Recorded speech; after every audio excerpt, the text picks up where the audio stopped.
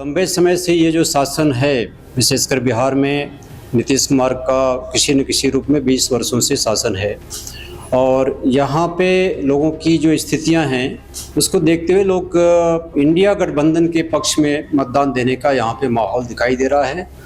तमाम संविधान विरोधी और लोकतंत्र विरोधी कारनामों में साथ खड़ी है, उस पर चुप रहती है, बोलती नहीं है।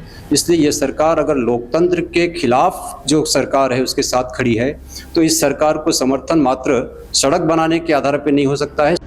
अभी स्थिति उससे अलग है। जाति और धर्म के नाम पे जो चीज़ें होती हैं, जब जनता के सामने मूलभूत मुद्दे खड़े होते हैं तो वो काम नहीं करते हैं। जो पार्टी विपक्ष में हो वो वादा करे तो उसका असर पड़ता है, लेकिन जो सरकार 20 सालों से सत्ता में हो और 5 साल तक कुछ नहीं किया हो, चुनाव के 1 महीने पहले घोषणाएं करती है तो लोगों को मालूम है कि ये सरकार इसको नहीं करेगी, कि चुनाव तो आता जाता रहेगा।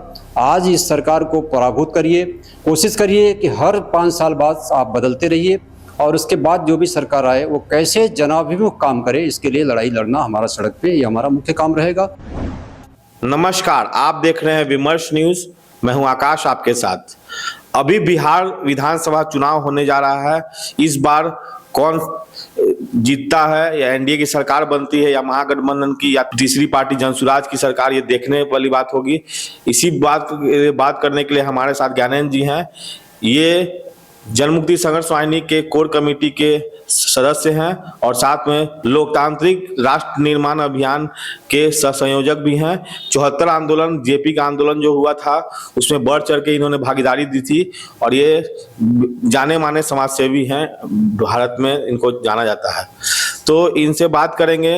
ये लोग महागठबंधन जो है, जो कि कांग्रेस, वीआईपी पार्टी, आरजेडी, साथ में सीपीआई-एमएल, सीपीआई-एम और सीपीआई पार्टी का गठजोड़ है, पूरा महागठबंधन इंडिया अलायंस। तो इसी सिलसिले में उनसे बात करेंगे। आपका स्वागत है विमर्श न्यूज चैनल में। स्वागत, धन्यवाद। अभी आप बिहार चुनाव में हर जिले घूम रहे हैं, क्या देख रहे हैं और क्या आपको हालात नजर आ रहे हैं? हम लोगों में घूमते हुए ये महसूस कर रहे हैं कि एक लंबे समय से ये जो शासन है, विशेषकर बिहार में नीतीश कुमार का किसी न किसी रूप में 20 वर्षों से शासन है और यहाँ पे लोगों की जो स्थितियां हैं उसको देखते हुए लोग इंडिया गठबंधन के पक्ष में मतदान देने का यहाँ पे माहौल दिखाई दे रहा है और लगातार लोगों की उस तरह की स्थिति है। और हम भी जो है, हमारा जो संगठन है वो इस समय जो है इंडिया गठबंधन को समर्थन कर रहा है और इसके लिए लोगों में जनमत तैयार करने के लिए लगातार हम लोग जगहों में जा कर के बात कर रहे हैं, काम कर रहे हैं और उसकी हम भूमिका लिए हुए हैं। बिहार चुनाव, जैसे कि आप महाराष्ट्र से आते हैं, वहाँ भी आपने चुनाव अभी देखा होगा, वहाँ किस तरह सरकार बनी, किस तरह हॉर्स ट्रेडिंग भी हुआ। तो आपको अभी बिहार चुनाव में आप आए हैं, यहाँ पर हर जगह घूम रहे हैं जिले में, तो आपका क्या नजरिया बन रहा है?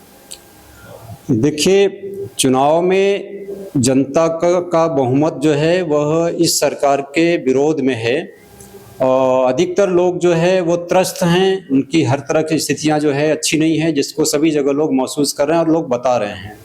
सवाल है कि वह चुनाव जो हो रहे हैं उसमें कई बार लोकतांत्रिक अधिकारों को भंग करते हुए गलत तरीकों से बहुत सारे मत प्राप्त किए जा रहे हैं। इस तरह की बहुत सी स्थितियां हो रही हैं, जिसमें सबसे बड़ा सवाल है कि एसआरआई जैसे मतदाता सूची का, जो चुनाव का जो एक मतदाता सूची में जिस तरह के गड़बड़ियां हुई हैं। दूसरा है कि माँ और पिता के जन्म तारीख का जो प्रमाण पत्र मांगा जा रहा है, ये संभव नहीं है चुनाव के पहले होना। इसके लिए एक लंबी प्रक्रिया है, जन्म तारीख का प्रमाण पत्र मिल सकता है, पर ये सारी चीज़ें लाखों लोगों को, विशेषकर जो गरीब हैं, जो कम पढ़े लिखे लोग हैं, ऐसे लाखों लोगों से चुनाव से वंचित करने का एक षड्यंत्र जो है वो उसमें शामिल है चुनाव आयोग। और केंद्र सरकार और राज्य सरकार जो है इसमें चुनाव आयोग को सही दिशा में न कहते हुए लगातार इस प्रक्रिया से लाभ ले रही है। तो इस सब तरीकों से जो चुनाव से प्रभावित करने का प्रयास हो रहा है, इसका एक दुष्परिणाम जो है जनता को भोगना पड़ रहा है। इसलिए महाराष्ट्र में भी लोकसभा में बड़े पैमाने पर जनता ने इंडिया गठबंधन को समर्थन दिया था, लेकिन विधानसभा में एक प्लानिंग करके गलत अधिकारियों के माध्यम से घोटाले कराए गए और इसका परिणाम जो है विधानसभा अलग तरह से परिणाम आया है। बिहार में भी कोशिश है, लेकिन बिहार में एक सकारात्मक बात यह है कि यहाँ पे जनता जयप्रकाश नारायण आंदोलन के हजारों कार्यकर्ता और तमाम सारे संगठन कई महीने पहले से, जैसे ही SIR लाया गया है तब से सड़क पे उतरे हैं, जनता में जा रहे हैं। इसलिए बिहार का परिणाम अलग होगा, ये मुझे आशा है। अभी चुनाव के पहले आपने देखा होगा NDA शासन में थी, तो अभी आप हर जगह जिलों जिलों में घूम रहे हैं, तो सत्ता विरोधी भावना कितनी है? जनता को लुभाने की कोशिश हो रही है, लेकिन अभी स्थिति उससे अलग है। जाति और धर्म के नाम पे जो चीज़ें होती हैं, जब जनता के सामने मूलभूत मुद्दे खड़े होते हैं तो वो काम नहीं करते हैं। अभी जनता के सामने मूल सवाल, स्कूल बंद किए जा रहे हैं। सरकार कह रही है कि स्कूल चलाने के लिए हमारे पास ज़मीन नहीं है, इसलिए एक स्कूल में जो है 4 दूसरे गांव के स्कूल अटैच करके 4 स्कूल बंद कर दिए जा रहे हैं। इस तरह की चीज़ें हो रही हैं, तो लोगों को पढ़ा नहीं सकती है सरकार, सरकारी स्कूल नहीं चला सकती है, रोजगार नहीं दे पा रही। ठेकेदारी पे तमाम सारे पदों को ख़त्म करके एक पद पे जितना पेमेंट मिलता है उसमें 4 व्यक्तियों को ठेकेदारी पे रख रही है। तो लोग त्रस्त हैं, नौजवान त्रस्त है, उसका भविष्य अंधेरे में है। इसलिए जनता दुखी है और उसका मन है कि हो, अगर सिर्फ है कि लोगों को जागरूक करना पड़ेगा कि अधिक से अधिक लोग मतदान करें और किसी भी तरह की गड़बड़ी को रोकने के लिए लोग मतगणना तक, परिणाम आने तक सक्रिय रहें। अभी आपने देखा होगा कि NDA सरकार ने एक चुनाव के ठीक 1 महीने पहले बहुत सारे फैसले दिखाए हैं जो युवा लोगों के लिए और महिलाओं के लिए 10,000 रुपये देने की बात कही। कहीं कहीं दिया गया, कहीं कहीं बोला जा रहा है कि नहीं मिला है। और इधर महागठबंधन की सरकार ने वादा किया है कि अगर हम जीत के आते हैं तो मैया सम्मान, माँ बहन सम्मान योजना देंगे। तो इसमें से किस योजना से आप ज़्यादा अच्छा मानते हैं? इसका कोई असर नहीं पड़ेगा। जो पार्टी विपक्ष में हो वो वादा करे तो उसका असर पड़ता है, लेकिन जो सरकार 20 सालों से सत्ता में हो और 5 साल तक कुछ नहीं किया हो, चुनाव के 1 महीने पहले घोषणाएं करती है, तो लोगों को मालूम है कि ये सरकार इसको नहीं करेगी, क्योंकि भर्ती के लिए भी कई महीने की प्रक्रिया लगती है, तब तक चुनाव खत्म हो जाएगा। तो जो आखिरी दिन में कर रही है वो चुनाव के बाद भी उसको कुछ नहीं करना है। इसलिए लोगों को इसका कोई भी रिस्पांस नहीं देंगे और ये समझ रहे हैं कि ये एक तरह की झूठी घोषणाएं हैं, इसका कोई फायदा नहीं होने वाला है। और इसके बावजूद लोग इस सरकार के खिलाफ और NDA के खिलाफ मतदान करेंगे ही, इसका कोई भड़क नहीं पड़ेगा। नीतीश कुमार की छवि एक बताया जाता है कि प्रशासनिक व्यवस्था उन्होंने सही रखा है बिहार में, ऐसा मतलब कुछ लोग बोलते हैं। और कुछ लोग बोलते हैं कि सड़क और बिजली दिया गया इनके द्वारा हर जगह। इस पर आप क्या कहना चाहेंगे?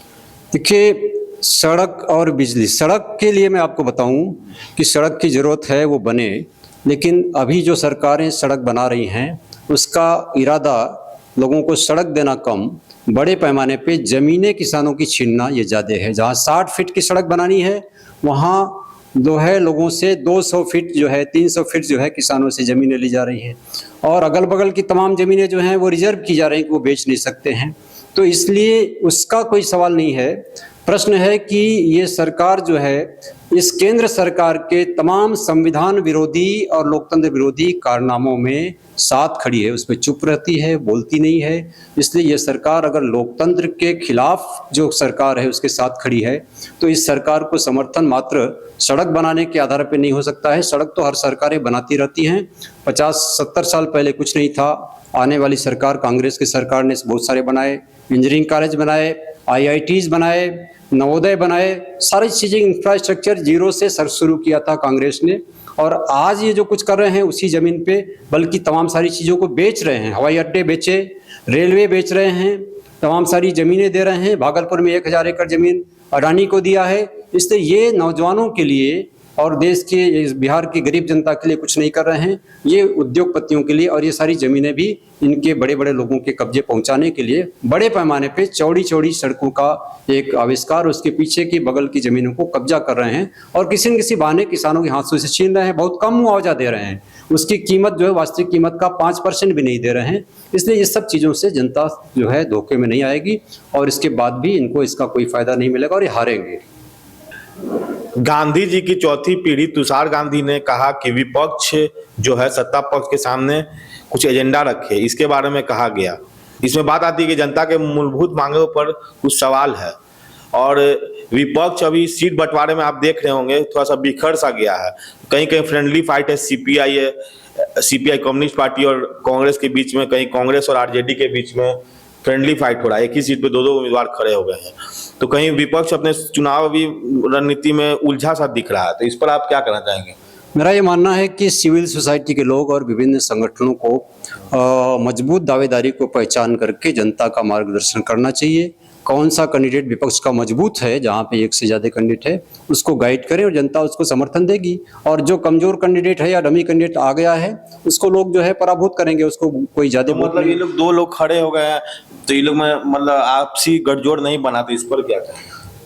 अगर पार्टियां जो काम नहीं कर सकी हैं वो काम कार्यकर्ता कर सकता है, जनता खुद कर सकती है। जनता तय करेगी हमारे इलाके में क्या स्थिति है, और अगर एक समय पे उसका निर्णय हो गया तो जो मजबूत कैंडिडेट है उसके पक्ष में अधिकतर वोट चले जाएंगे, कमजोर कैंडिडेट को ज़्यादा वोट नहीं मिलेंगे, इसलिए बहुत नुकसान नहीं होगा। ऐसा होता रहा है, होगा, लोगों को बहुत सारी चीज़ों की ऐसी होती है स्थितियाँ, और उसके बारे में क्षेत्र की जनता और वहाँ के कार्यकर्ता तय करके कर लें कि अगर आपने एक कैंडिडेट नहीं दिया है तो दो अगर हो गए तो हम तय करेंगे किसको समर्थन करना है, और उस इलाके के सभी कार्यकर्ताओं को आम सहमति से एक कैंडिडेट जो है वो निर्धारित करना चाहिए। आखिरी प्रश्न मेरा यह है कि आप लोग महागठबंधन के लिए जगह जगह घूम रहे हैं, और आपकी क्या अपील है जनता से, ये बताएं। देखिए, हम इस आशा से किसी को समर्थन करते हैं कि आज की जो सरकार और व्यवस्था है उससे बेहतर सरकार और शासन आएगा, और हम ये भी कर रहे हैं कि किसी भी सत्ता में किसी भी पार्टी का अंग न बनते हुए आने वाली जो भी सरकार रहेगी उसकी नीतियों को उसके प्रभावित करने के लिए और सही मुद्दों उठाने के लिए वो काम करेंगे, और सिविल सोसाइटी स्वतंत्र तौर पे अपनी ताकत को बढ़ाते हुए हर सरकार में जनता के साथ और जनता के मुद्दों के साथ खड़ी रहेगी। हम यही काम करने वाले हैं कि चुनाव तो आता जाता रहेगा, आज इस सरकार को पराभूत करिए, कोशिश करिए कि हर 5 साल बाद आप बदलते रहिए, और उसके बाद जो भी सरकार आए वो कैसे जनाभिमुख काम करे, इसके लिए लड़ाई लड़ना हमारा सड़क पे ये हमारा मुख्य काम रहेगा, और हम चुनाव के बाद फिर हम सक्रिय रहेंगे और इसी मुद्दे पे हम काम करेंगे। तो जैसा कि वाहिनी की धारा रही है कि हमेशा सत्य के साथ रहें और सही काम करने वाले के साथ रहें, और इनका कहना है कि महागठबंधन की सरकार जो है या कोई भी सरकार आए तो अच्छा काम करे, और जैसे भी 5 साल में सरकार बदलनी चाहिए, और इनका कहना है कि जहाँ जहाँ महागठबंधन ने डमी कैंडिडेट दे दिया है वहाँ पर जनता तय करेगी, और पार्टी मिलकर जो कैंडिडेट मेन होगा उसको जिताने का कार्यकर्ता और हम लोग मिलकर प्रयास करेंगे। साथ में इनका यह भी कहना है कि जो भाजपा के द्वारा कुछ किया नहीं गया बिहार में, और पहले कांग्रेस के शासन में सारे बड़े बड़े इंस्टीट्यूशन खुले हैं और बड़े बड़े चीजें हुई हैं, और सड़क और बिजली तो नाम मात्र चीजें हैं, बाकी सब चीजें यहाँ कुछ की नहीं गई, प्रशासनिक व्यवस्था सही नहीं दिया गया है, और हर 5 साल में सरकार परिवर्तन होना चाहिए, यही इनका कहना है। तो इनकी बातें आपको कहाँ तक सही लगी? इन्होंने अपनी बातों को तर्कपूर्ण तरीके से रखा और 2 टूक शब्दों में रखा, इसके लिए इनका धन्यवाद। तब तक के लिए आपको इस तरह सामाजिक और राजनीतिक मुद्दों में जुड़े रहने के लिए आप देखते रहे विमर्श न्यूज। आपका धन्यवाद।